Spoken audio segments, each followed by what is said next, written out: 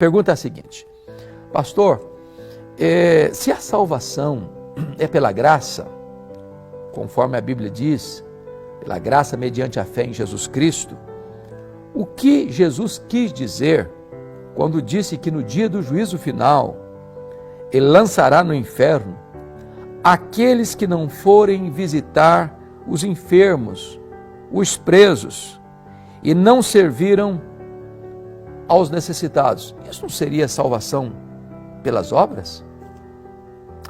Bom, a sua pergunta é muito importante. Importante porque você destacou com certeza e com exatidão que a salvação é pela graça mediante a fé em Jesus Cristo. Nós não somos salvos por aquilo que nós fazemos para Deus. Nós somos salvos por aquilo que Cristo fez por nós na cruz do Calvário. A salvação não é uma medalha de honra ou mérito. A salvação é uma oferta da graça de Deus. Eu não sou salvo por quem eu sou, por aquilo que eu faço. Eu sou salvo porque Deus me amou, apesar de eu ser fraco, ímpio, pecador e inimigo. O amor de Deus por nós está nele mesmo a causa e não em nós.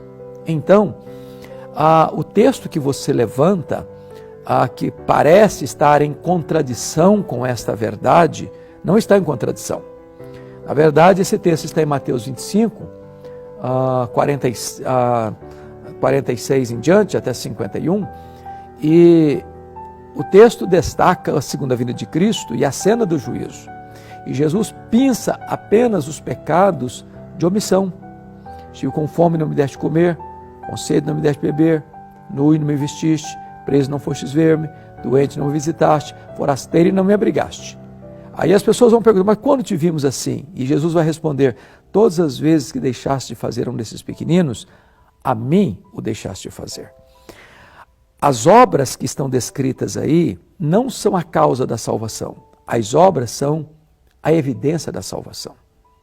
Uma pessoa que foi salva pela graça, ela foi salva pela graça para realizar obras. É isso que a Bíblia ensina.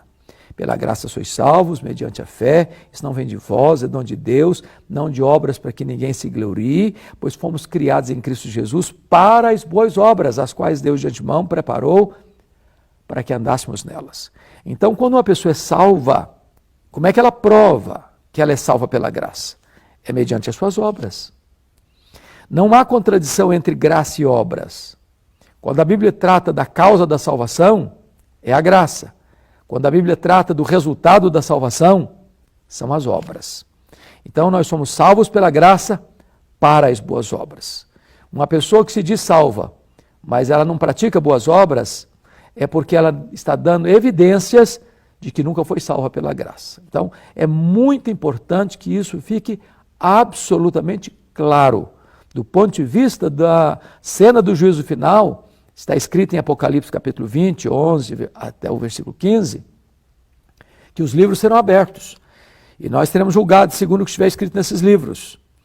E claro que pelas obras, o que está escrito nos livros, as nossas palavras, as nossas ações, as nossas omissões, os nossos pensamentos, ninguém pode ser salvo. Por isso, um outro livro será aberto, o livro da vida do Cordeiro. Se alguém não foi encontrado com o nome no livro da vida do Cordeiro, esse será lançado no lago de fogo. Agora, se alguém foi encontrado com o nome no livro da vida do Cordeiro, esse vai entrar na bem-aventurança eterna. Como é que alguém tem o nome no livro da vida? Não é pelas obras que praticou, mas é por ter recebido Jesus Cristo como seu Salvador pessoal, como Senhor da sua vida. É nesse momento, então, que nós nos firmamos que a salvação é pela graça, mas é para as boas obras. Vamos a uma segunda pergunta que nos foi enviada ao programa. Então vamos lá. A pergunta é a seguinte: pastor, o que Paulo quis dizer quando disse que a letra mata? Bom, primeiro vamos dizer o que Paulo não quis dizer com isso. Paulo não está dizendo que se você ler a Bíblia, a letra, a escritura, a palavra de Deus, só o que está escrito ali vai matar você.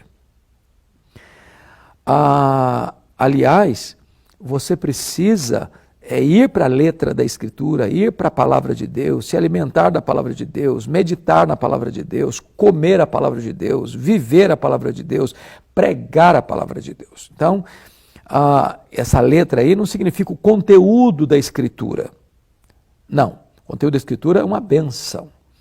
Isso é alimento para você, é leite para o infante, é carne para o adulto, é mais precioso do que ouro e mais doce do que o mel. Agora, Paulo está mencionando aí a questão desse legalismo que os fariseus, que os escribas estavam criando com a tradição dos anciãos, com os costumes que eles agregavam à palavra de Deus, com os adendos, os puxadinhos que eles iam fazendo à palavra de Deus. E eles eram mais zelosos dessas tradições do que da palavra de Deus. Então, eles usavam essas tradições deles, essas regras e mais regras, preceitos e mais preceitos, e na medida em que as pessoas iam seguindo todos esses rituais e preceitos do legalismo religioso deles, em vez de colher vida, eles encontravam a própria morte. A letra mata nesse sentido, mas o Espírito vivifica. A palavra de Deus é espírito e vida. A palavra de Deus é viva. A palavra de Deus traz vida, porque somos gerados pela divina semente para uma vida incorruptível, porque é a semente incorruptível. Então, Paulo não está querendo dizer que não, então você pode deixar de ler Bíblia, você pode deixar de estudar a palavra, porque isso aí mata, então eu vou viver uma vida mais mística, eu vou viver uma vida mais espiritual, sem Bíblia. Não, absolutamente não. Você não consegue ter uma vida espiritual sólida, madura, frutífera, sem estudar, sem meditar, sem praticar, sem pregar a palavra de Deus. Então, tenha bastante cuidado para não chegar a conclusões equivocadas acerca daquilo que Paulo está tratando nesse texto. Pois bem, nos mandaram aqui uma última pergunta, uma pergunta muito interessante, muito curiosa. A pergunta é a seguinte: pastor, deve existir alguma diferença na criação entre menina e menino? Bom, eu quero responder isso para você dizendo o seguinte: deve existir diferença e não deve existir diferença entre criar um menino e criar uma menina. O que não deve ser diferente é que não pode existir dois pesos e duas medidas. Um padrão para o menino, outro padrão para a menina. Não. Os princípios são os mesmos, os valores são os mesmos, as exigências são as mesmas, as responsabilidades são as mesmas, os privilégios são os mesmos. Deus não faz acepção de pessoas. Ele salva o homem e a mulher, o menino e a menina da mesma maneira. Então, não tem um mais privilégio, o outro mais responsabilidade. Nem machismo, nem feminismo. Deus olha o ser humano, homem e mulher, criou-os da mesma maneira, salva-os da mesma maneira. Mas, se você pergunta, há diferença entre criar um menino e uma menina? Eu respondo que também há diferença sim. A Bíblia nos ensina que nós devemos tratar as mulheres, e isso desde a infância, como um vaso mais frágil, tendo consideração. Então, não é que a mulher é mais frágil do ponto de vista da sua compleição emocional, moral, espiritual. Aliás, a mulher tem mais capacidade de suportar sofrimento do que o homem. Ela não é o sexo mais frágil, ela é o vaso mais frágil. Significa que quando Deus criou a mulher, tirou-a da costela do homem. Não tirou dos pés para ser subjugada, não tirou da cabeça para comandá-lo, tirou da sua costela, do seu lado, para estar do lado dele, pertinho do coração, para ser o centro dos seus afetos, debaixo do seu braço, para ser por ele amparada. Um homem deveria tratar sua esposa com mais dignidade, com mais respeito, com mais doçura. Um pai, uma mãe, deveria já lidar com a sua menina, com a sua filha, com a sua criança, com a sua adolescente, com a sua moça, também com esse sentimento de sensibilidade, de um vaso mais frágil, nesse sentido de ser mais sensível, que precisa de mais delicadeza, de mais cuidado. É por isso que 1 de Pedro 3,7 diz que o marido deve viver a vida comum do lar, tratando a sua esposa com honra, como vaso mais frágil, porque os dois são herdeiros da mesma graça de vida, para que não sejam interrompidas as suas orações. Então, a menina é menina, menino é menino, brinquedo de menina é boneca, brinquedo de menino não é boneca. Menina veste vestidinho, rapaz veste uma bermudinha, uma calça. Nada de botar vestido em menino, nada de botar a boneca na mão de menino. Nós precisamos entender que Deus criou macho e criou fêmea, criou o gênero masculino e criou o gênero feminino.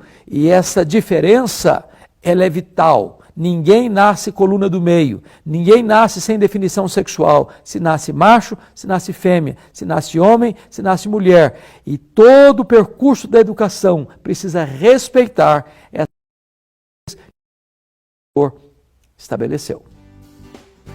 Pois bem, estamos encerrando o nosso programa, mas nós voltaremos para responder outras perguntas. Agora, meu convite a você a ir fazer uma visita na Igreja Presbiteriana de Pinheiros. Estamos lá esperando você. É uma igreja para abençoar a sua vida, para abençoar a sua família. Conto com você. Deus abençoe. Um grande abraço.